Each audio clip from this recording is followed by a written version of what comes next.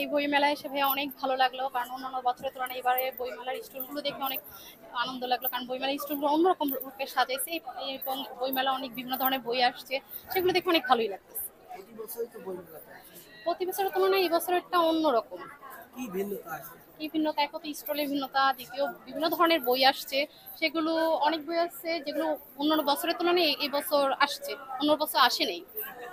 মেলাটা করা হয় অ্যাকচুয়ালি, বই মেলায় যখন আপনার মনে করেন বড় ছোট যারাই আসুক, যে একটা বই হাতে নেবে সে কিছু শিখবে, কিছু না কিছু জানবে। বই মেলাটা মূলত উদ্দেশ্য হচ্ছে কিছু জানা, কিছু শেখা, জ্ঞান অর্জন করা।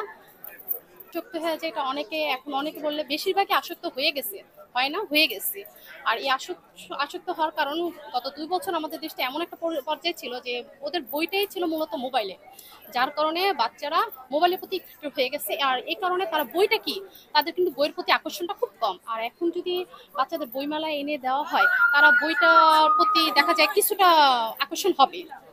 আপনি একজন টিচার হিসেবে এই বিষয়টাকে কিভাবে দেখছেন যে মোবাইলে আসক্ত হয়ে যাচ্ছে ছেলেমেয়েরা, বই আমি পড়া থেকে বিরত হয়ে আমি যাচ্ছে? একজন টিচার হিসেবে আমি বলবো, কারণ আমি এই জিনিসটা দেখতেছি। কারণ আমার নিজের স্টুডেন্টই কোনো একটা পড়া তাদের বইয়ের ভিতর না থাকলে আমাকে সেটা মোবাইল থেকে বের করে দিতে হচ্ছে, বা তাদেরকে হতে হচ্ছে যে স্কুল থেকে তারা ক্লাস যখন করতেছে তখন বলতে হচ্ছে যে ইউটিউবে তোমরা যাও, গিয়ে পাবা।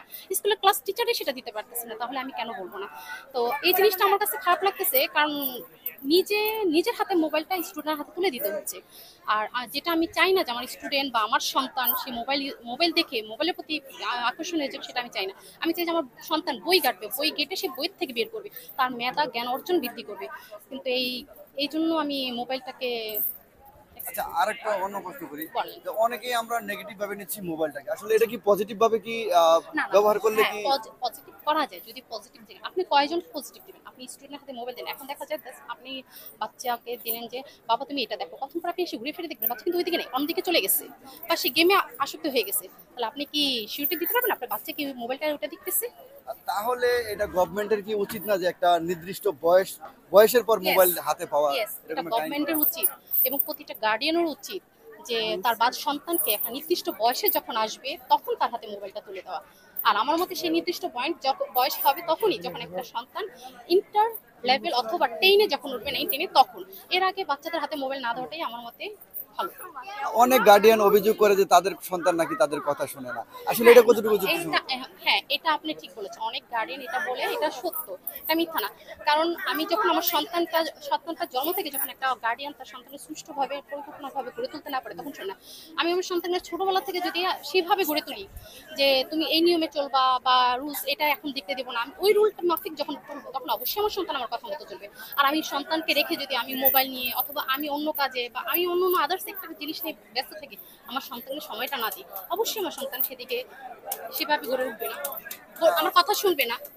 মোবাইলের কারণে কি আপনি মনে করেন না যে বাংলাদেশের অনেক অশ্লীলতাও বেড়ে যাচ্ছে এবং কি ড্রেস এটা আপের আমি দিক দিয়েও অনেক? হ্যাঁ, আমি এটা অ্যাকসেপ্ট যে মোবাইলের কারণে বাংলাদেশে অনেক অশ্লীলতা বেড়ে যাচ্ছে, এটা সত্য। এবং মোবাইলের কারণে জায়গায় জায়গায় আপনি বলতে পারেন অনেক রকমেরই দুর্ঘটনা ঘটতেছে, যেটা আগে ঘুরতো না, আগে আগে ঘটতো না, এখন ঘটতেছে, এখন অনেক বেশি ঘটতেছে। যেমন এখন বলতে পারেন ছেলে মেয়েদের মধ্যে একটা উচ্ছৃঙ্খলা জিনিসটা এখন বেশি পরিমাণে।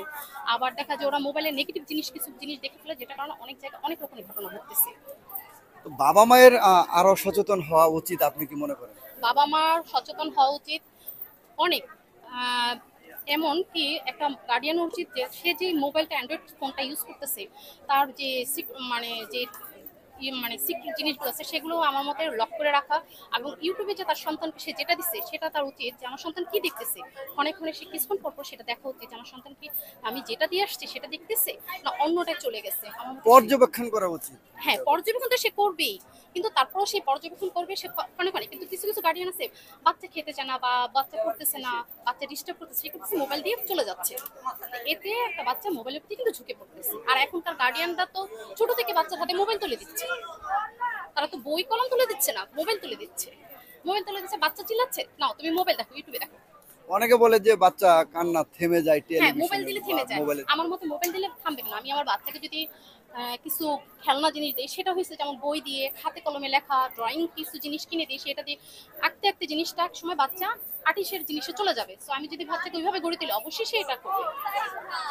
আগের দিনে তো মোবাইল ছিল না, না, তখন তো আগের দিন আমাদের সময় মোবাইল ছিল না, আমরা তো মোবাইলে ছিলাম না, বাটন মোবাইল ছিল, সেটা বাবার হাতে ছিল, প্রয়োজন হলে বাবা কল দিত, আমরা তো মোবাইলের কাছে যাইতাম না। সে আমরা আমাদের যুগ চলেনি, আমরা কি শিক্ষিত হই নাই? আমরা কি এখনো তো আমরা আমাদের বাবা মাকে যথেষ্ট সম্মান করি। আর আমাদের যুগের যে সন্তানরা তারা যে কি করবে সেটা আমরা নিজেরা জানি না। যার কারণে এখন রাস্তাঘাটে অ্যাভেলেবল জায়গায় দেখা যায় গার্ডিয়ানদের মানে বৃদ্ধ হলে বাবা মাকে রাস্তা ফেলে দেওয়া। তার কারণ কি? সন্তানকে উচ্চ শিক্ষা শিক্ষিত করছে, কিন্তু আদর্শ শিক্ষা শিক্ষিত করতে পারেনি। Thank you. আপনার স্টুডেন্টের উদ্দেশ্যে কিছু বলেন?